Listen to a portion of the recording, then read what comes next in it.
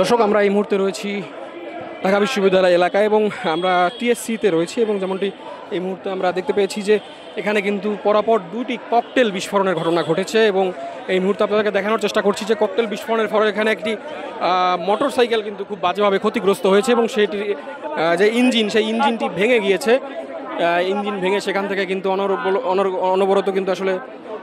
যে তেল ফুয়েল যেটাকে বলে সেটা কিন্তু আসলে পড়ছে এবং মোটরসাইকেলের একটি অংশ কিন্তু দেখতে পাচ্ছেন ওইখানে পড়ে রয়েছে এবং এই ধারণা করা হচ্ছে যে এই বাইকটিতে আসলে ককটেল বিস্ফোরণ করা হয় এবং এখানেও এই ককটেলের কারণেই আসলে এই বাইকটি এখানে ক্ষতিগ্রস্ত হয় এবং দেখছেন যে এখান থেকে প্রচুর পরিমাণে ফুয়েল পড়ছে এবং বাইকটির অবস্থা আপনারা যদি দেখেন যে সব দিকে কিন্তু খুলে গিয়েছে এবং ভেঙে গিয়েছে বাইকটি। ঠিক এই জায়গাটিতে, অর্থাৎ এই যে মেট্রো রেলটি যে রয়েছে, মেট্রো রেলের ঠিক নিচের এই অংশে এখানে কিন্তু আসলে এই ককটেল বিস্ফোরণ ঘটানো হয় এবং দেখতে পাচ্ছেন যে এখানে কিছু বস্তু দেখতে পাচ্ছি যেটি আসলে এবং কিছু দাগ দেখতে পাচ্ছি মাটিতে, যেটি আসলে প্রমাণ করে যে এখানে আসলে ককটেলটি বিস্ফোরণ ঘটানো হয়েছে এবং প্রত্যক্ষদর্শী তারা আর যারা রয়েছে তারা আসলে তেমনটি বলছেন।